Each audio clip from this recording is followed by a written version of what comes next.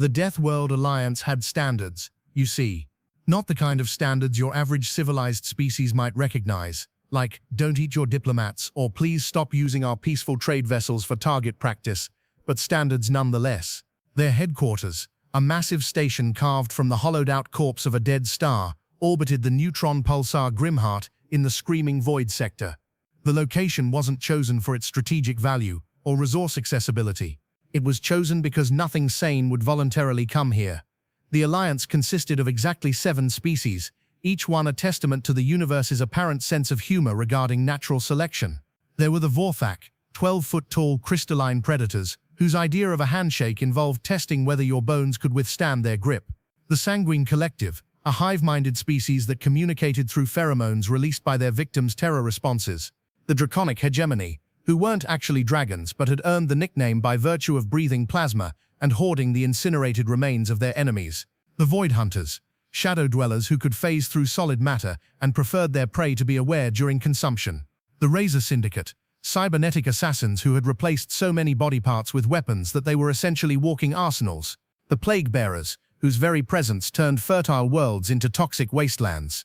And finally, the Apex Carnivores, who had evolved past the need for names because everyone who might have given them one was already digested. For 3,000 years, this collection of galactic nightmares had maintained their position as the universe's ultimate deterrent against anyone getting too comfortable with peace and prosperity.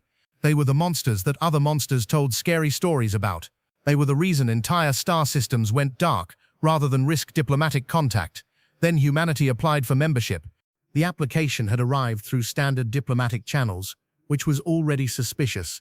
Most species either begged for alliance protection or submitted to inevitable conquest.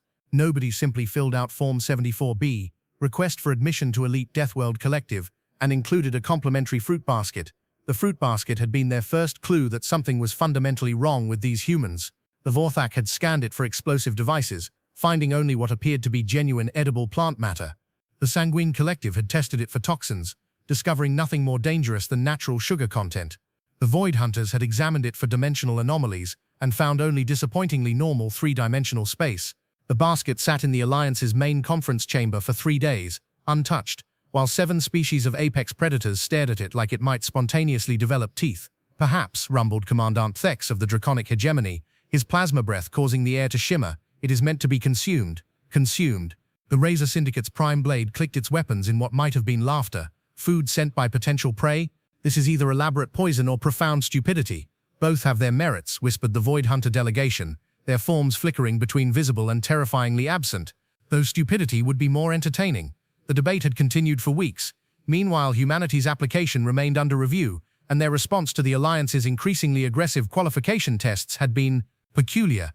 When the Alliance sent a fleet of warships to evaluate Earth's defensive capabilities, humanity had responded by broadcasting cooking shows and offering to share recipes. When the Plague Bearers had seeded Earth's atmosphere with Class 7 toxins as a survival assessment, humans had thanked them for the interesting new cloud formations and asked if they wanted to see their botanical gardens. Most disturbing of all, when the Alliance had sent their standard intimidation package, a collection of bones, poisoned blades, and the preserved screams of their last victims, humanity had responded with a thank you note and a request for pen-pal correspondence. The Alliance was beginning to suspect they were dealing with either the most dangerous predators in galactic history or the most oblivious prey species ever to achieve spaceflight. The distinction was becoming increasingly academic. Then the gift arrived. It came in a simple shipping container, marked Fragile, Living Cargo, and addressed to our new friends in the Deathworld Alliance. The return address read, Botanical Research Station Earth, followed by what appeared to be contact information for someone named Dr. Penelope Brightwater, senior xenobotanist and part-time interdimensional gardener. Scarred warlord Kezith of the Apex Carnivores examined the container with the sort of attention usually reserved for potentially explosive diplomatic pouches. The humans have sent us a living organism, he announced to the assembled Alliance leadership. Protocol suggests immediate incineration. Protocol suggests many things, hissed the Sanguine Collective's brood speaker, whose translation implants rendered their pheromone speech into something resembling words. Curiosity suggests others. Curiosity, pointed out Prime Blade, is how entire species become extinct, as is ignorance, rumbled Commandant Thex. Open it. The container, when opened, revealed what appeared to be the least threatening thing in the known universe, a small terrarium containing what looked like earth plant matter and a tiny, seemingly harmless creature that resembled a cross between a flower and a very small octopus. It sat motionless in its glass habitat, surrounded by what appeared to be normal soil, normal water, and normal air. The accompanying documentation identified it as Specimen 7A, domesticated Terran companion flora-fauna hybrid, strain affectionately designated Cuddles. The Alliance leadership stared at it in profound silence. "This," announced Kezith finally, "is an insult. This," corrected the Void Hunters, "is bait. This," rumbled Thex, "is incomprehensible." What it was, in fact, was sleeping.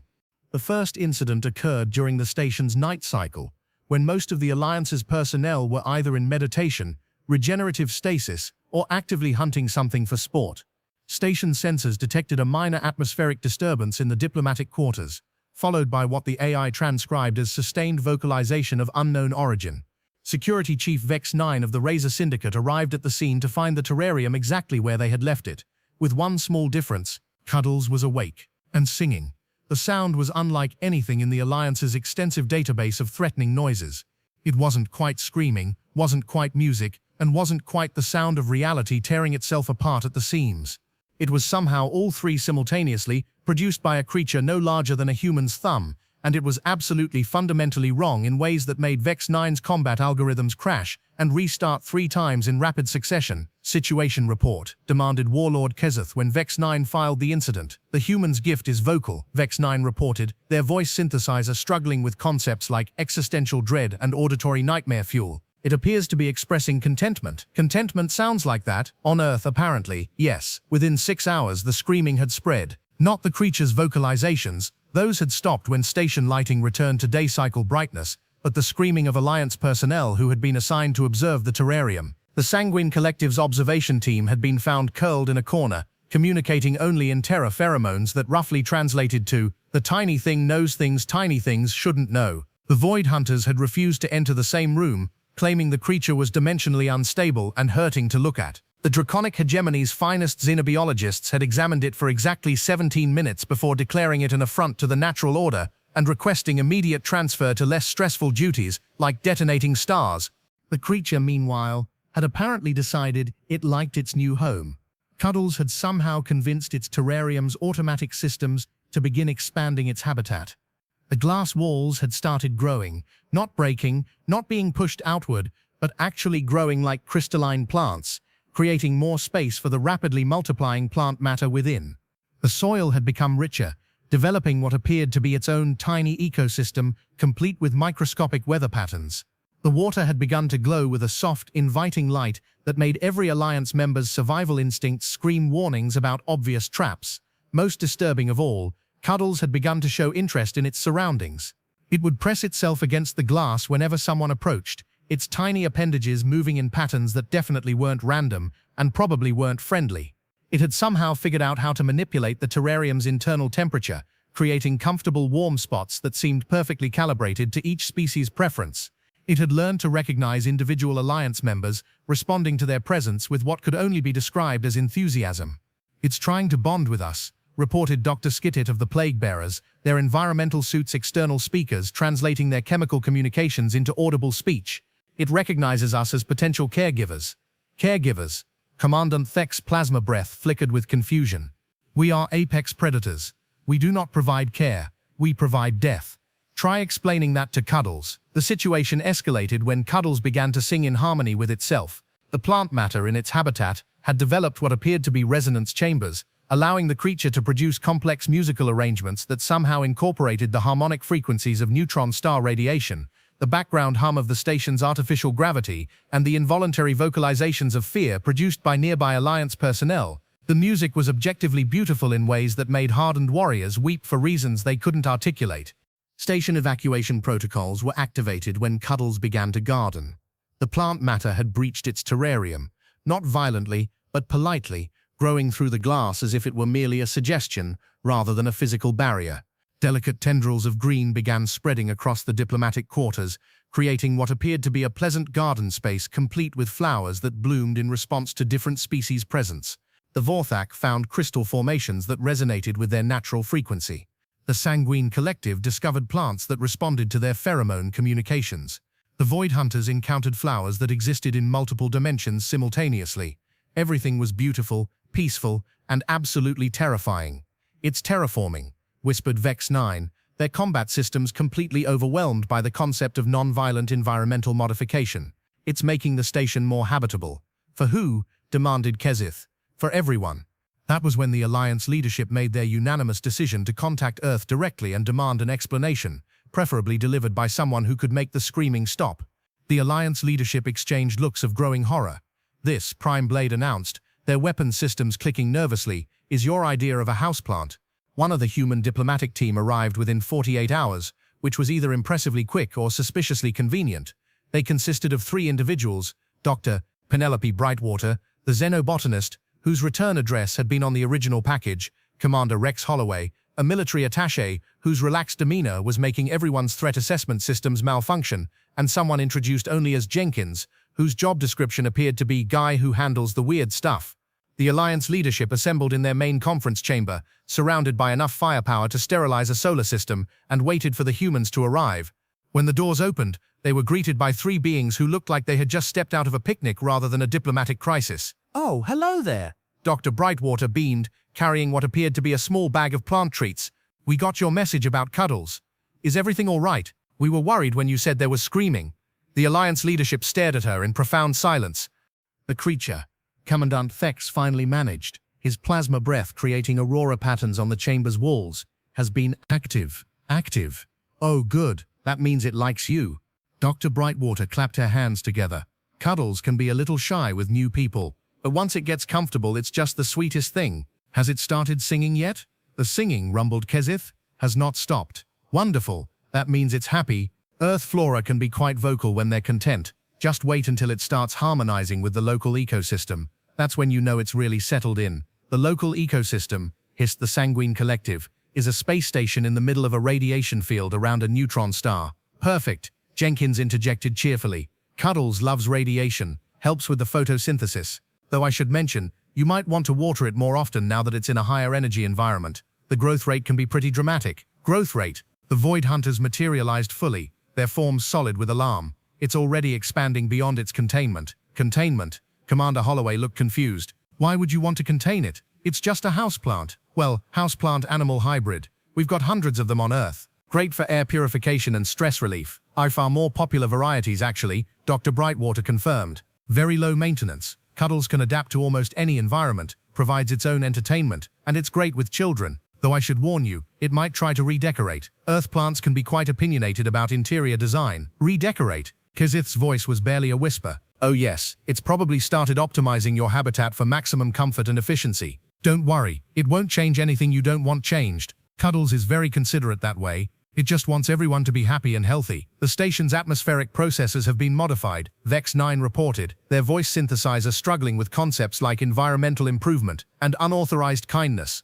"Air quality has improved by 30%. Background radiation has been filtered to optimal levels for all species present. Artificial gravity has been calibrated for maximum comfort." "See?" Dr. Brightwater smiled. "Cuddles is taking good care of you. It's probably detected that you're all under a lot of stress and is trying to help." "We are not under stress," Commandant Thex protested. "We are apex predators. We create stress." "Well, now you don't have to," Jenkins pointed out helpfully. "Cuddles is happy to handle the environmental management, so you can focus on more important things, like relaxing. When's the last time any of you had a proper vacation?" The Alliance leadership stared at him in profound silence. "Vacation," the Void Hunters whispered. "You know, time off. Rest and recreation. Fun activities that don't involve conquest or intimidation." "We do not comprehend," the Sanguine Collective admitted. "That's okay," Dr. Brightwater said gently. "Cuddles can teach you. It's very good at helping people discover new ways to enjoy themselves. Just give it some time to settle in." "How much time?" Kezith asked weakly. "Oh, not long. A few years maybe. Depends on how quickly you adapt to having a proper ecosystem. Earth plants are very patient. Years. Don't worry, you'll hardly notice. Cuddles is very good at making gradual improvements. By the time it's finished, you'll wonder how you ever managed without it." The Alliance leadership looked at each other, then at the humans, then at the ongoing paradisification of their fortress of doom. "What?" Prime Blade asked very carefully. "Is Earth's actual threat classification?" "Oh, we're not classified as a threat," Commander Holloway replied cheerfully. "Earth is officially designated as a Class 12 Deathworld, but that's just because everything here is so friendly and helpful that most species find it overwhelming. We're actually considered a diplomatic safe zone. Friendly and helpful, Kezith repeated slowly. Exactly. Like Cuddles, it just wants to make friends and help everyone have a better day. And if we don't want its help? Dr. Brightwater looked genuinely confused. Why wouldn't you want help? Everyone needs help sometimes. Even apex predators need someone to make sure they're eating properly and getting enough sleep. We do not sleep, the Void Hunters protested. You do now, Jenkins pointed out. Cuddles has been optimizing your station's rest cycles. Haven't you noticed how much more alert everyone's been feeling? The Alliance leadership had noticed. They had been trying very hard not to think about it. This is not how Deathworld diplomacy works, Commandant Thex finally managed. Deathworlders are supposed to be dangerous, aggressive, threatening. Oh, we can be, Commander Holloway assured him, when we need to be. But why would we need to be dangerous to you? You're our friends now. Friends. Of course.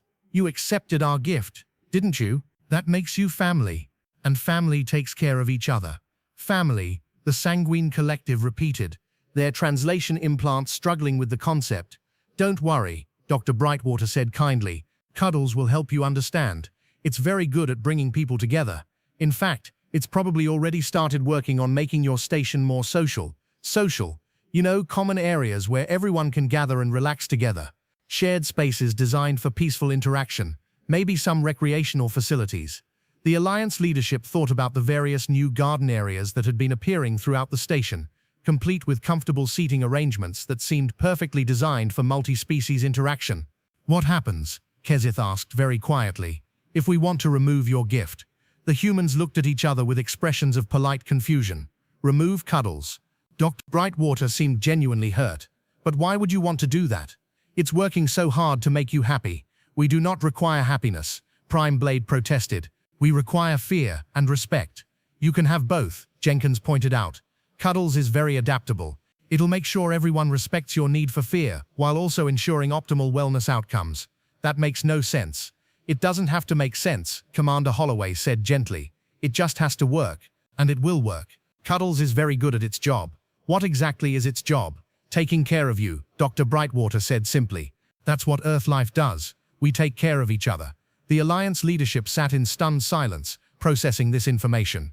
Your entire planet, the Void Hunters finally managed, is populated by caretakers. Among other things, Commander Holloway confirmed. We're also farmers, engineers, artists, scientists, teachers, and yes, occasionally warriors when we need to be. But mostly, we just try to make sure everyone has what they need to be healthy and happy. This is why you're classified as a Deathworld, Kezith realized. Not because you're dangerous to others, but because others are dangerous to themselves around you. Exactly, Dr. Brightwater beamed. Most species have trouble with the concept of unconditional care. It makes them nervous. But don't worry, you'll get used to it. What if we don't want to get used to it? The humans looked at each other again. Well, Jenkins said thoughtfully, Cuddles is pretty persistent, and it's already started adapting to your station's specific needs. I'd say you've got maybe a week before the integration process is complete. Integration process? Oh yes, it's quite thorough. Cuddles will make sure every aspect of your environment is optimized for maximum wellness and social harmony. You'll be amazed at how much more efficient everything becomes when everyone's properly cared for. The Alliance leadership looked around their conference chamber, noting for the first time the subtle improvements that had been occurring. The air was cleaner, the lighting more comfortable, the acoustics perfectly calibrated for multi-species communication. Even the walls seemed somehow friendlier. It's already started, hasn't it? Commandant Thex asked. Started, progressed, and nearly finished, Dr. Brightwater confirmed cheerfully. Cuddles works very quickly once it gets comfortable. You should see what it can do with a whole planet. A whole planet? Oh yes. We've got thousands of varieties back on Earth. Some of them are quite large. There's one in our Pacific Ocean that's about the size of a small continent. Very helpful for weather management. The Alliance leadership stared at her in growing horror. You're telling us, Prime Blade said slowly, that your entire planet is maintained by creatures like Cuddles, more or less, Commander Holloway confirmed. Though most of them are specialized for specific tasks, Cuddles is more of a generalist. Good for diplomatic missions and first contact situations. First contact situations. Oh yes, we always send along a Cuddles when we're meeting new species. It helps break the ice and establishes a foundation for positive relationships. How many species have you made contact with? Oh, hundreds, maybe thousands by now. Jenkins keeps track of the numbers. Jenkins consulted a small device. Current count is 2,847 species across 1,203 star systems. All of them are now designated as Class A diplomatic partners. All of them, every single one, Dr. Brightwater confirmed. Cuddles and its relatives are very good at their job. The Alliance leadership absorbed this information in stunned silence. What? The Sanguine Collective finally managed. Do you want from us? Want? Dr. Brightwater looked genuinely confused. We don't want anything from you. We just want to be friends. Friends, Kezith repeated. Yes, friends help each other, share resources, work together to solve problems, and generally make sure everyone has what they need to be happy and healthy. And if we refuse? The humans looked at each other with expressions of gentle concern. Well, Commander Holloway said carefully, Cuddles might be a little sad if you rejected its help, but it would understand. It would just keep trying to make you comfortable until you changed your mind. For how long? Oh, indefinitely, Jenkins said cheerfully. Cuddles is very patient, and very persistent, and very good at adapting to new situations. The Alliance leadership looked around their increasingly comfortable conference chamber, noting the subtle improvements that continued to appear even as they watched. The screaming, Vex 9 reported, has stopped. Good. Dr. Brightwater clapped her hands together. That means everyone's settling in nicely. Cuddles must be very pleased. What happens now? Kezith asked wearily. Now you get to enjoy the benefits of proper environmental management, Commander Holloway replied. Improved air quality, optimized lighting, better acoustics, comfortable temperatures, and of course, Cuddles will make sure everyone gets along. Gets along. Oh yes, it's very good at conflict resolution.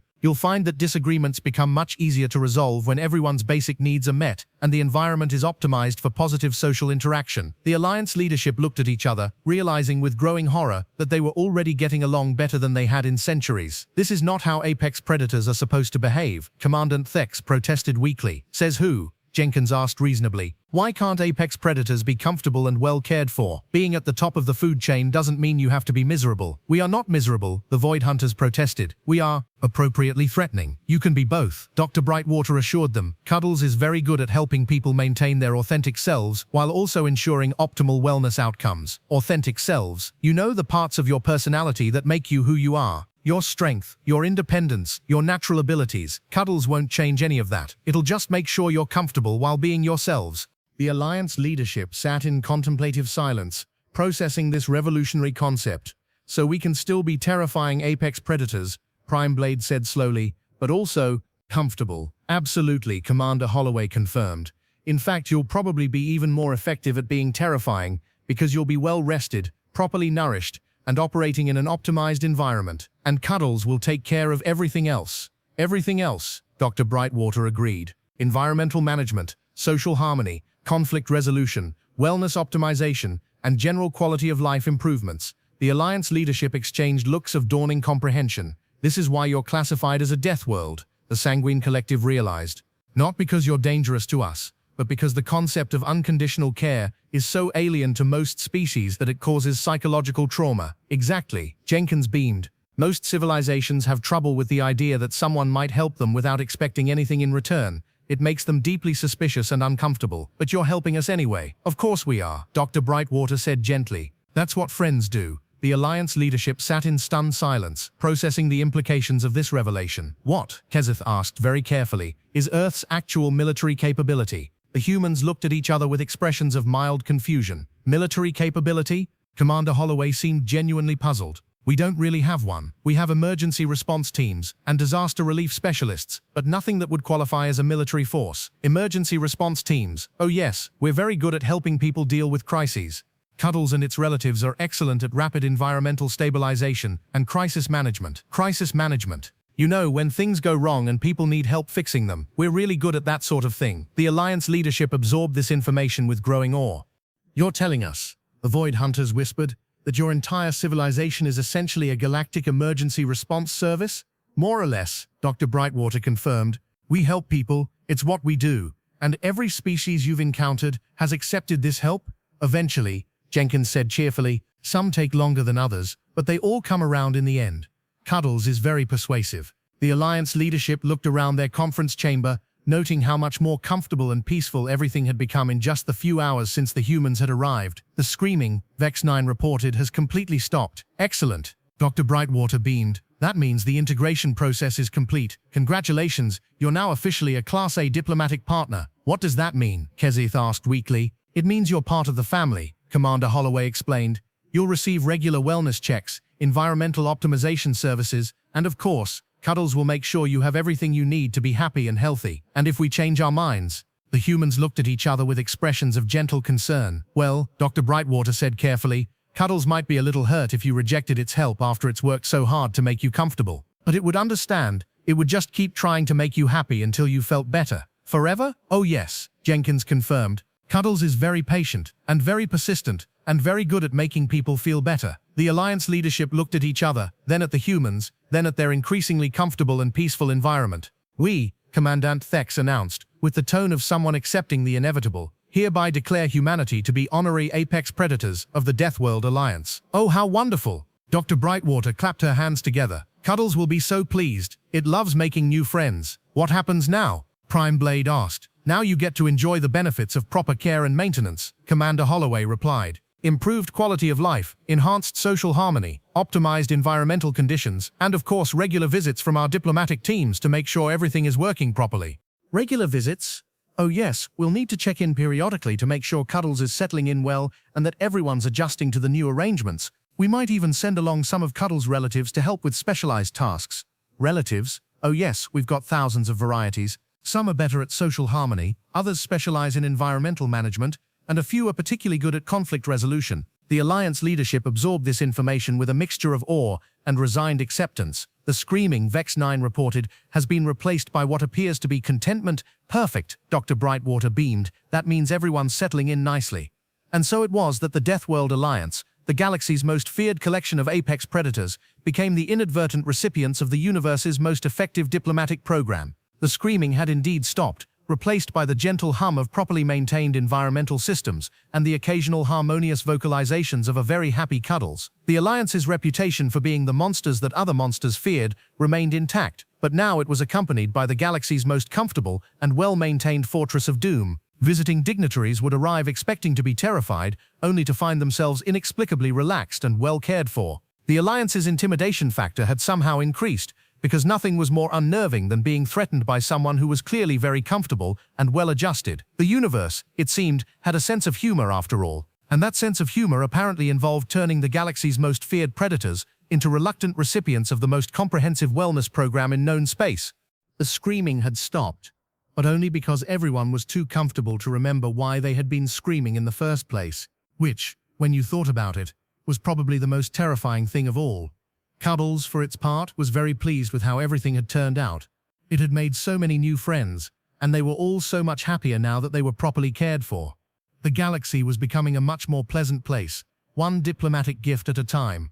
The Alliance, meanwhile, had learned a valuable lesson about the true nature of Deathworlds. Sometimes the most dangerous thing you can encounter isn't something that wants to kill you, but something that wants to take care of you, whether you like it or not. And in the end, that was perhaps the most human thing of all.